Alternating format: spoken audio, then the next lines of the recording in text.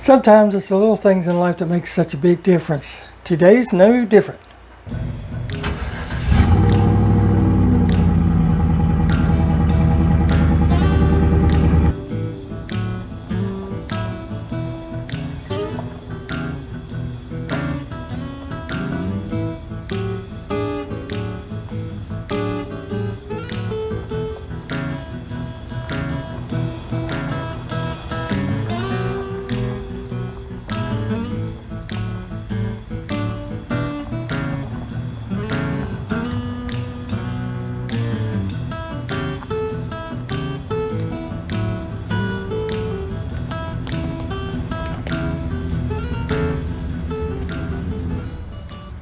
I gotta tell you, we had a rainstorm come through last night and it is beautiful this morning. Everything's wet, but everything's beautiful because it's been in the 90s, and today they're calling for 83, and then in the highs for the rest of the week in the 70s, believe it or not, here in the southeast.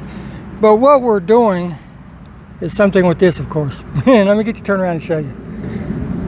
Now, ever since I've gotten this truck, this has been the one thing that I want to fix that has really just bugged me. So my wife's like, well, you know, it's no big deal, you know, don't worry about it, yada, yada, yada. And I understand. But if you look at that right there, you can see the gap. And you come back here and look, you can see the gap. That's right. I want to fix that gap on the back. So let's just do a couple quick measurements so we can see what we have. Now, this is the front. Of course, we're not going to be messing with it. But it is at 36 inches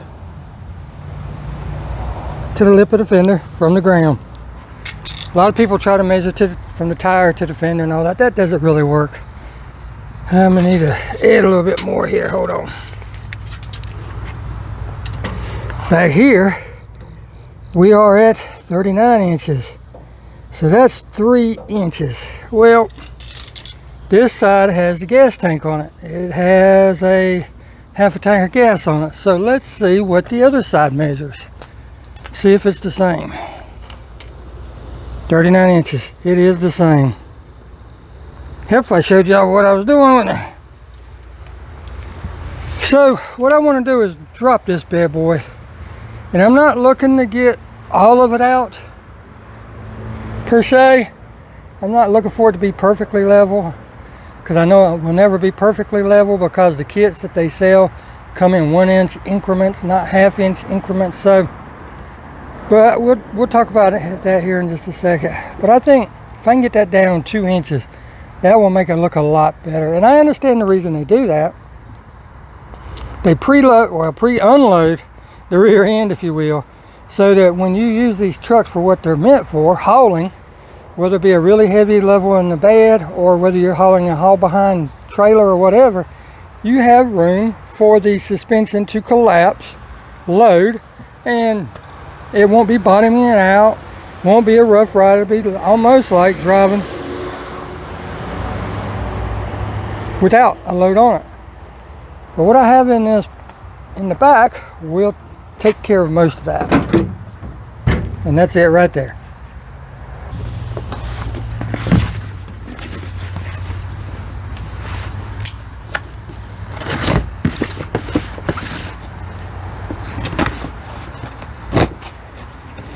And that's where I get it from, right there.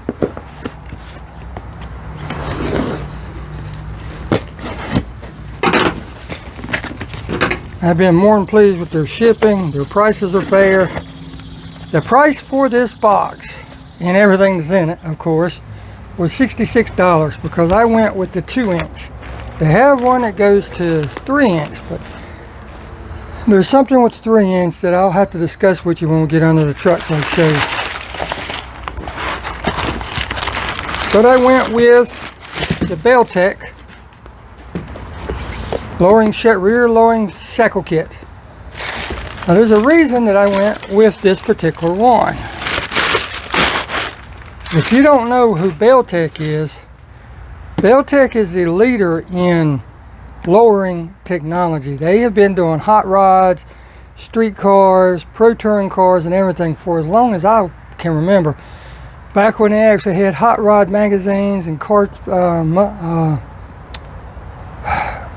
Carcraft magazines and all that stuff. Belltech was always in it. They are the leader in the lowering technology. And that's what we got right there. It replaced, all it does, it replaces the old ones with new ones. Made the same, comes with everything you need. New bushings, and new everything. Very nice. Very nice indeed. Got the Belltech stamp with the numbers and stuff on it. That's always nice. But you're going to be reusing your factory hardware. In other words, the bolts that you take off. So, with that stated, there's a few tools that you're going to need.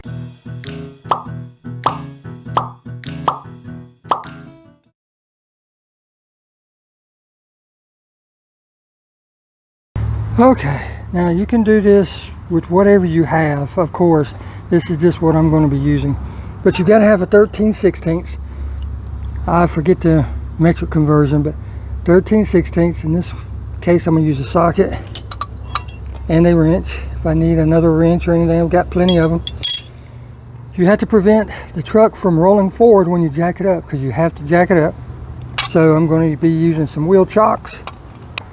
I'm going to be using jack stands. You can use whatever you have. I'm not telling you need jack stands, but you've got to get the vehicle up off the ground so that you can have the axle to where you can move it around, because you're going to be moving the springs around to get the bolts out. You can use cinder blocks, logs, whatever you have, but make certain if you use cinder blocks to lay them on their sides. Don't put them on to where the flat part is what the truck's going to be laying on. That's the soft side. You want it laying on its side. In other words, if you've ever looked at a cinder block, you know it's got holes in it.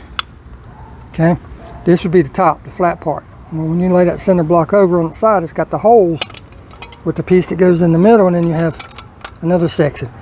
That's what you want. That's where a cinder block gets all of its strength from, is the sides. So you've got to get it up, and then of course you got to have a jack to raise it up. So let's get this bad boy up in the air, and then we'll go from there. As you can see, I've got it jacked up, got the jack stands on it, but before we let it down on the jack stands, we have to take these off. And I've already got the lug nuts broke loose, so it won't take but a second. But the reason you have to take your wheels off is because you got to have free ranging motion of the rear end, because you're going to be jacking it up, you know, working with the bolts, working with the new brackets, all that stuff. So you're going to have free range. You can do it without taking the wheels off, but that means you got to jack the truck up higher, or if you have access to a lift and some like supports, then you can do it that way and just leave the tires on it and move everything as you need. But I don't have all that, and I like doing stuff myself. It gives me the, you know, I get to learn stuff, and I get the sense of satisfaction of knowing I did it myself. So with that stated, I try to do things in my own yard, because I know most of you guys are not going to have access to a lift and all that stuff unless, you know, you're a mechanic, or you know one, or your family's a mechanic or something along those lines. So let's get the tires off, and then we'll go to the next step. Got it jacked up, tires and wheels are off, and as you can see, I have added a jack to each side plus the jack stands. And the reason for that is, well, let's just face it, this truck can be replaced. I cannot. And my wife, if she'd walk out here, she would raise utter you know what if I didn't have this thing properly supported or over supported. So that's the reason for it. Because like I said, we're going to be moving this rear end around. It's going to be jarring and shaking and stuff. So protection. You know life, guys, come on. Never do anything without protection. Now let's talk about something real quick. This is what GM in their infinite wisdom calls the NNBS truck. In other words, new body style. Well, that's real original, isn't it? Well, it has to do with a lot of things, but on the OBS and the NBS, which is new body style, which is before this truck started, this body style thing started in 07. You didn't have to worry about this. But I'm going to go ahead and show you, and I'll show you better about it when we're in the truck. This right here, where they join two panels together, is called a pinch weld. Now, if you're going with the 3-inch, and there's one directly above the shackle, and that will come into play I am certain. But there's a pretty good gap here. I'm hoping that I have enough room, but we'll find out. Because, you know, the end of the shackle where the bolt goes through is pretty thick. But anyhow, if you go with the 3-inch drop, you will have to bend this. All it is where they clamp 2 pieces, bend the flange, clamp 2 pieces together, and they weld it. They spot weld it. And then they prime and paint it and all that stuff, just like regular body. But if you go with the 3-inch, be advised you're going to have to bend that over. Now there's several ways you can do it. I happen to have, like I said, I brought more tools than I'm gonna need. I have a pair of tongs that I can use. I also have a pair of welding clamp-on vice grip tongs to where I can clamp it on there and bend. Because let's face it, if you go to beating on that with a hammer, or even with regular pliers, you're going to mar that paint up, and then what's going to happen? That's just another place for rust, which then means you're going to have to prime it and all that stuff. No, you won't see it, but you'll know it's there. And I'm not one that likes to go to beating on my vehicles and making them look worse than before, so keep that in mind. We may have to do something. We may have to try to figure out another way. I could take that front shackle bolt out, and that will allow that to drop down, and then I can slide the axle forward just enough to get the bracket and everything out over here, so I know on this side it won't be a problem. Or at least I'm pretty certain. I think I've got enough clearance between the frame rail and the exhaust there. Maybe, maybe not. We'll find out. Hopefully I don't have to do it. We'll look at different ways and see what we're going to run into. Who knows? We may end up having to bend over that pinch weld, but the only way to find out is to get to it. So I recommend this, guys. You're going to be messing with bolts that have been on here for quite a while. So I recommend taking a brush, just a wire brush. And you can see all the rust and dirt and stuff that's falling off that. I recommend hitting it with a brush just lightly.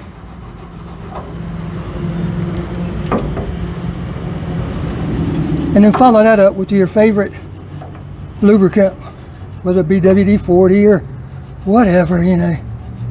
The easier you can make this on yourself, the better it's going to be. Ooh, I tell you what, it's starting to heat up, or I'm just getting old and starting to sweat quicker, one of the two. But the first thing we're going to have to remove, well, second thing, after the tires and wheels, we're going to have to remove the trailer hitch. My reese hitch has a bolt in the nut there, a bolt in the nut there, a bolt that goes up there, and then a bolt on each side of the actual receiver itself. So that's a total of 8 bolts that I got to take out. So be aware, check yours first, that way you know what you're taking out. So just take the bolts out, be careful. And this thing has a little bit of weight to it. It's not overly heavy, but it has a little bit of weight to it. So if you need somebody out here to hold it while you take the last bolt or 2 out, by all means do it. Again, safety is the utmost. Safety, safety, safety. Can't stress that enough. So I'm going to lower my jack, twist it around, get those bolts out, and get this bad boy off. Updated list. These bolts are 21 millimeter. 13/16 is, let's see where to go. Now here it is.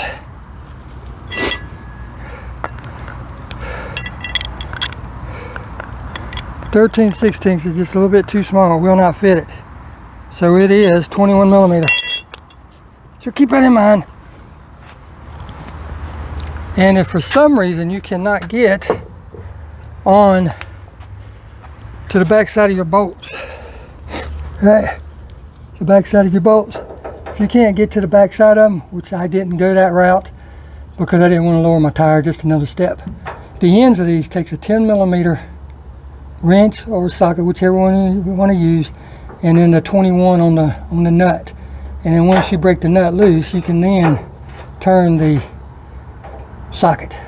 Makes it a lot easier. So now we have access to everything we need to do this job. So with that stated, let's do it. I don't understand why GM did not put holes for those bolts to go through. You can see that pinch weld right there. It's like this piece right here kicks up a little bit because that pinch weld is right in the way. So I don't know what we're going to do yet, but we're going to find out. But as you can clearly see, there's that pinch wheel. And this bracket is going to need to go up high enough for the bolt head to go over the frame so you can get the bolt out. Alright, let's try this. They say to take the bottom one out first because you've got clearance up.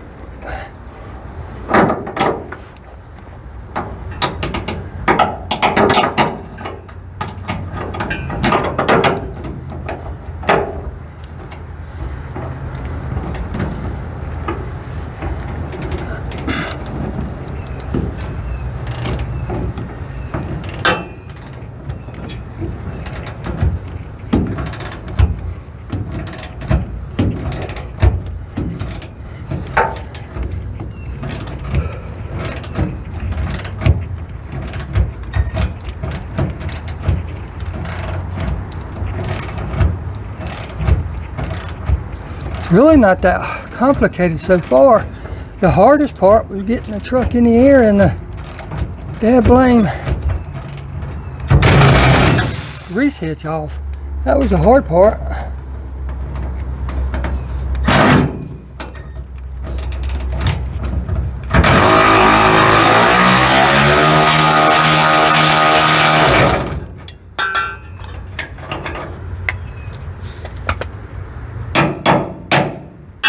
Sorry, I got a little bit too much tension on the jack. No tension on the jack.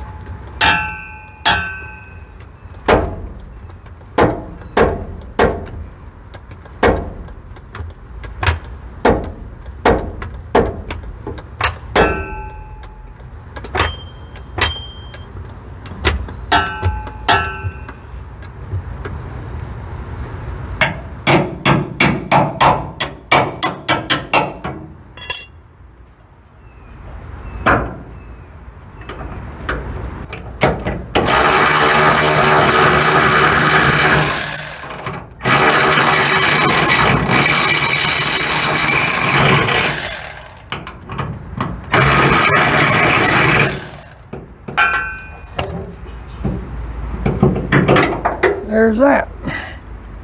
Put the nut back on the bolt and just throw it somewhere where you can keep it safe. And I'm going to loosen this one up just to see what happens. Well, actually, I'm going to take the nut all the way off of it. It'll come off anyway.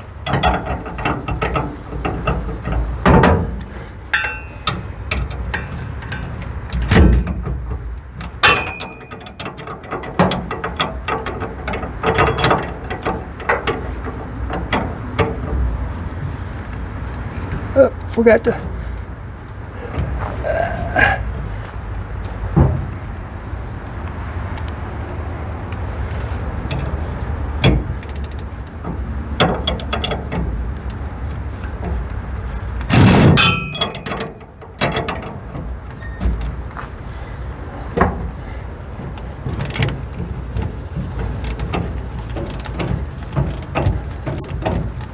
I mean, dang, Jim, a hole right there would have been so great. I mean, you got a big one right there. Goes for a cross brace. Come on. I do not want to have to bend that bracket.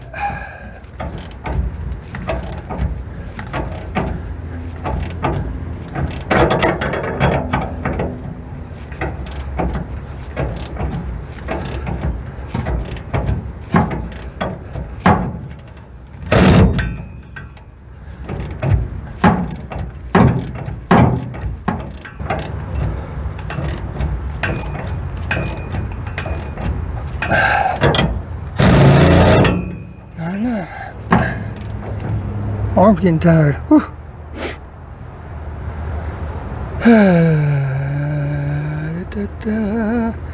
Well, I could loosen the bad bolts holding the bed to the frame. I really don't want to do that either. There's options. We just got to look and figure out which one's going to be the best.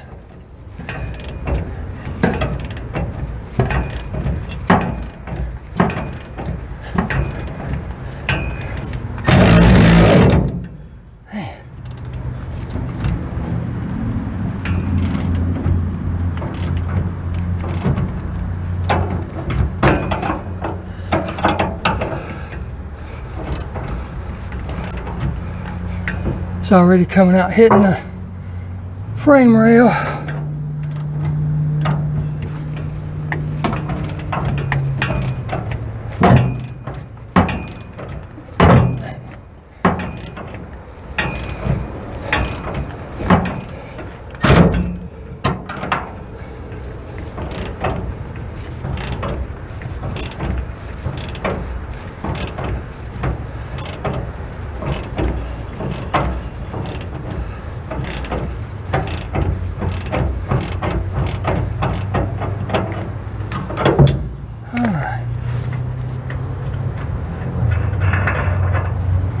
Now let's look at stuff.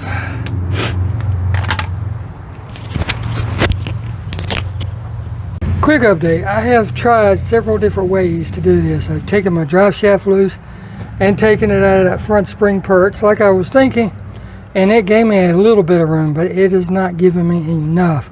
To do it perfect, I would have to drop the gas tank because the other spring perch bolt is behind the gas tank. So I'm not going to do that. That's a little bit more involved than I wanted. So I'm going to bend over the tab. Now I have a pretty good size hammer and a block of wood because I want to damage the paint as little as I have to. Once I get it going, I'm going to cut the wood and stick it on my jack and jack it up. Alright, so here's the difference between the old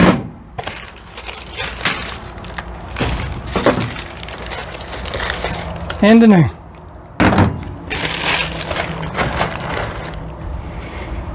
You can see that this rate does indeed raise it up 2 inches. This would be the factory hole. So you could actually raise it up even more if you so decided. But that's the factory hole, factory setting right there. Each hole is 1 inch. So we're going to automatically go to the outermost hole. Alright, let's see if we can get this done. Shouldn't be that complicated. They say to put some lithium grease on it if you need to, but I got a feeling that this is going to go pretty smoothly. Oh yeah, that went on there real smooth.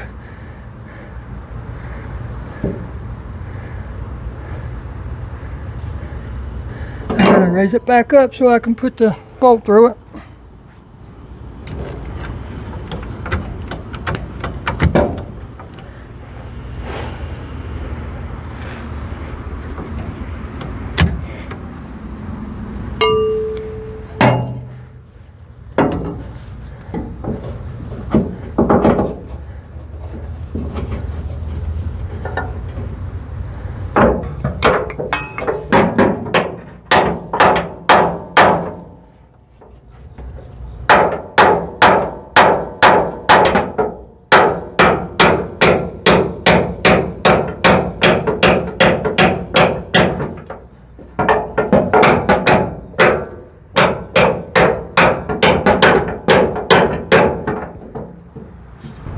Once you get that tapped on from the back side, it's going to take 2 hands. You're going to have to kind of twist it just a little bit while knocking it in from the back side. Put the nut on, then we're going to lower it down and put the other one on. We are that close to having one side done.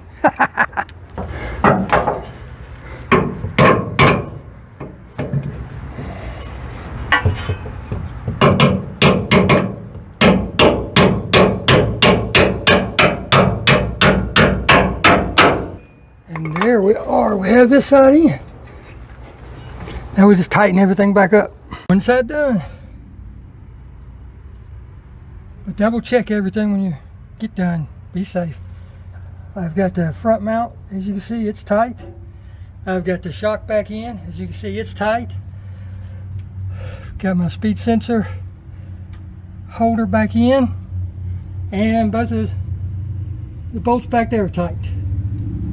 So now we move over to the other side and do the same thing. Repeat. All right, we got the other side put back together. I didn't undo that one because, like I said, I'd have to take this down. And that jugger has a half a tank of gas in it, so no thank you. But there's the new shackle installed. The upper bolt's tight, bottom bolt's tight, and the shock bolt's tight because I took it loose to let the axle drop down even further.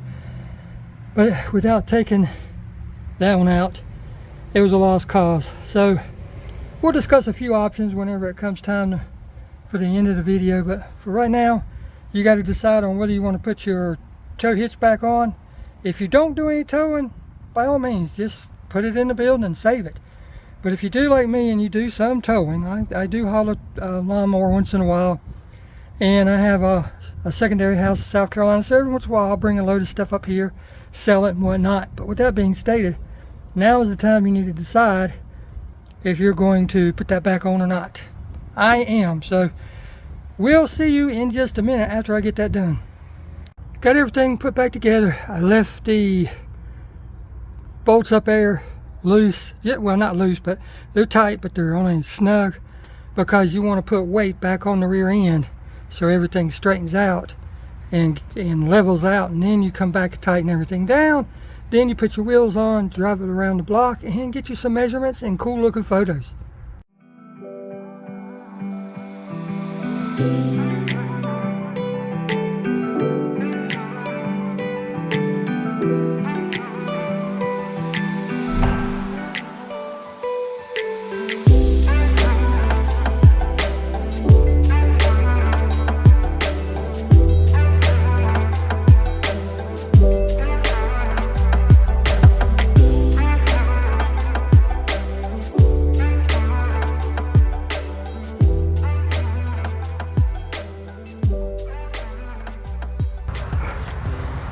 Well, I am bleeding, I'm bruised, and I am dirty as can be, but man, don't she look good. Let me get you turned around. I mean, just look at that. That looks so much better. We'll get a measurement here in just a second, but that looks 100% better. I got a feeling that it's probably 1 3/4 inches. It's not, I done drove it around the block and got everything settled. I figure it's probably 1 3/4 inches, but if I'd have got the 3-inch, then I would have had to cut that flange in the back because the 3-inch drop shackle would need clearance for the height of the shackle, and that would have probably created a little bit of a squat because you know how stuff is. Let me get a tape measure. They say it'll be 3 inches. Yeah, okay. Yeah, probably 2 1/4, maybe 2 1/2. They say it'll be 2 inches. Okay, maybe 1 3/4 inches, 1.5 inches, maybe. You know, so let's measure it and see what we got now, guys.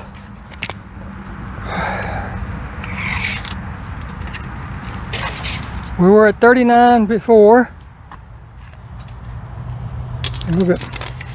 We were at 39 before. Now we are at 37.5. See, told you. It wouldn't give me 2 inches. I kind of expected that. Whenever they say it's going to give you 2, expect 1.5. If they say it's going to give you 3, expect 2 1/4, 2 1/2. 37.3 over here. But like I said, it's got a half a tank of gas, so it's going to be a little heavier on that side. But she is looking a lot better. A whole lot better. Now, everything will be 21 millimeter that you need. The bolts going for the reese hitch, the tow hitch, that's going to be 21 millimeters. The only thing not 21 millimeters on this truck is the lugs for the tires, which is 22. But you know, you'll have to find out what yours is. I'm not going to say that's what it's going to be. But 21 millimeters for the bolts for the reese hitch, 21 millimeters for the nuts on the bolts, and then 10 to go on the end of it if you can't get to the back side. That way you can put on the end and still be able to, and that's why it's shaped like that. That's why it is the way it is, so that you can put a boxed in wrench on it, turn it, and be able to hold it all in the same location, because you won't be able to get a socket on it. I don't know why I'm shaking so bad. But a hammer, some type of screwdriver and pry bar just to wiggle things around. And yeah, that's it.